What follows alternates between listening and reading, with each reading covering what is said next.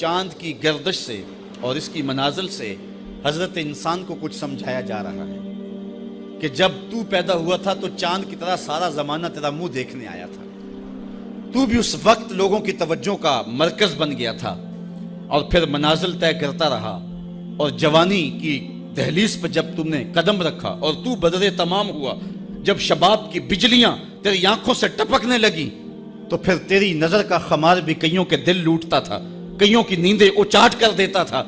جس طرح چاند جب جوبن پہ ہو تو چکور کا دل لرزتا ہے، اور سمندر میں جوار بھاٹا پیدا ہو جاتا ہے، لہریں اٹھتی ہیں، طوفان پیدا ہوتے ہیں، تو جب بندہ بھی جوانی کی دہلیز پہ ہوتا ہے تو وہ بھی طوفان اٹھاتا ہے، دلوں میں جوار بھاٹے پیدا ہوتے ہیں۔ تو وہ لمحے بھی آئے کہ تو نے دلوں کی بستیاں اور دلوں کی دنیا پر ہلچل پیدا کر کے رکھ دی۔ تیرا شباب لوگوں کی زندگیوں کے اندر گھلتا رہا، اور کتنوں کی نیندیں اچاٹ ہوتی رہیں، تیری زلف کے شکن کتنوں کا قرار لوٹ کے لے گئے۔ لیکن پھر وہ لمحہ بھی آیا، حتی آدھا کل ارجون القدیم، پھر بوڑھا ہو گیا، پھر تجھے کوئی دیکھنے بھی نہیں آتا، کوئی تجھ سے اداس بھی نہیں ہوتا، بچے بھی کترا کے گزر جاتے ہیں۔ کہا انسان ذرا چاند کی منزلوں کو دیکھ، یہی چاند کتنا پیارا تھا، اور آج اسی چاند کو کوئی دیکھتا بھی نہیں ہے۔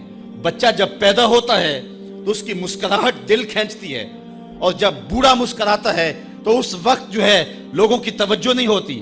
بچے کی زبان جو ہے وہ اڑ اڑ کے جب بولتا ہے تو اس کی توتلی زبان کا حسن دلوں میں نکھار پیدا کرتا ہے۔ ماں بھی بلہاری جاتی ہے، باپ بھی صدقے جاتا ہے، بہنیں بھی جو ہے وہ قربان جاتی ہیں۔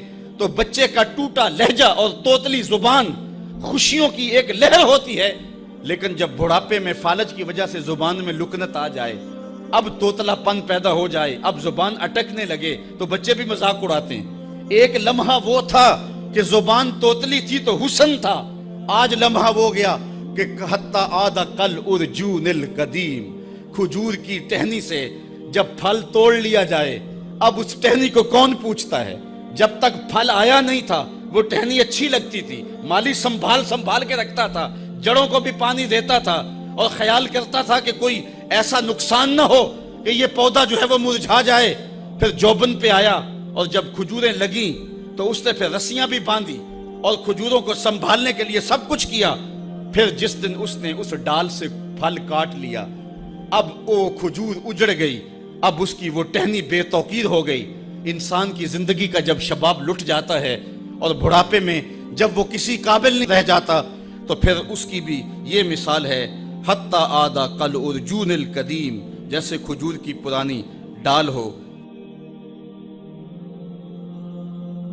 اپنی نظر اور شرمگاہ کی حفاظت کریں۔ اس دور کا سب سے بڑا فتنہ یہ ہے کہ نگاہیں پاک نہیں رہی، نگاہیں غلیظ اور گندی ہو گئی، شرمگاہوں میں وہ تقدس نہیں رہا ہے۔ حضور علیہ السلام نے ارشاد فرمایا، من زنا زنیا بہی ولو بہی تانے دارے ہی، جس شخص نے زنا کیا یہ عمل اس کے گھر بھی لوٹے گا، اگرچہ اونچی اونچی دیواریں کیوں نہیں کرتے۔ یہ مکافات عمل ہے۔ گندم از گندم بروئت جو ز جو، از مکافات عمل غافل مشو۔ گندم بوگے تو گندم کاٹو گے، جو بوگے تو جو کاٹو گے۔ نظر کو تقدس دو، نظر کو پاکیزگی دو۔ حضرت لقمان حکیم کہتے ہیں کہ میں کئی نبیوں سے ملا ہوں، کئی نبیوں سے ملاقات کی ہے، اور میں ان سے 2-2 4-4 باتیں جمع کی ہیں، اور ان ساری باتوں کو میں نے جمع کر کے 100 باتیں جمع کی ہیں، اور ان کا پھر میں نے خلاصہ تیار کیا ہے۔ ان میں 8 باتیں الگ کی ہیں۔ ان 8 باتوں میں ایک بات یہ ہے، جب کسی کے گھر جاؤ تو نظر کو حفاظت میں رکھو۔ جس شخص کے مہمان بنو، جس کے گھر جاؤ، تمہاری نظر نہ بھٹکنے پائے۔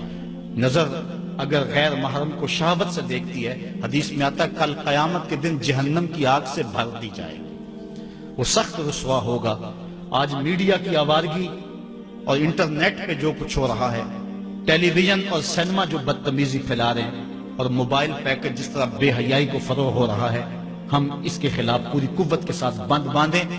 اپنی اولادوں کے ہاتھوں سے ناول چھین لو، ان کے ہاتھوں سے جو ہے وہ فلمیں چھین لو، ان کی خلوتوں پہ نظر رکھو اور ان کی حفاظت کرو۔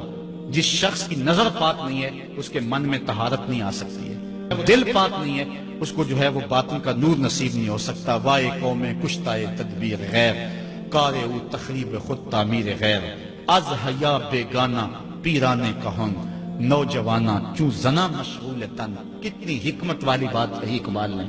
وہ اپنے دور کا دکھڑا سناتا ہے جس دور سے ہم گزر رہے ہیں. اب تو عجیب حال ہو گئے. اقبال کہتا ہے یہ جو میرا دور ہے، جوان تو جوان رہے، بوڑھوں کی نظروں میں حیا نہیں رہا. آز حیا بیگانہ پیرانے کہن. بوڑھے لوگوں کی آنکھوں میں بھی اقبال کہتا ہے حیا نہیں رہا. نوجوانا چوں زنا مشغول تن.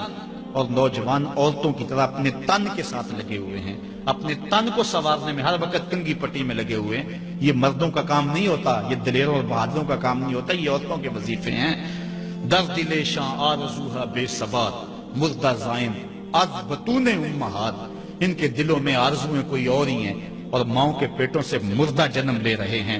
دخترانے او بزلف خود اسیر شوخ چشموں خود نماؤ خردہ گیر.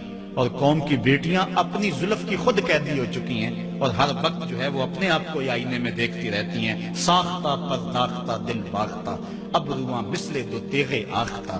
وہ جو گھر کی رونق تھی، جو آبرو اور حیا کا دوسرا نام تھا، آج وہ دل پھینک قسم کی ہو گئی ہے. آہ قوم میں دل سے حق پرداختہ مرد و مرگ خیش را نہ شناختہ. اقبال کہتا ہائے قوم کہ جو مر گئی اور اسے ابھی تک پتہ ہی نہیں چلا کہ میں مر چکی ہوں اور جینے کا سامان نہیں کرتی. حضور نے فرمایا ہر دین کی کوئی پہچان ہوتی ہے، میرے دین کی پہچان حیا ہے. اگر حیا نہیں ہے تو دین ہی نہیں ہے.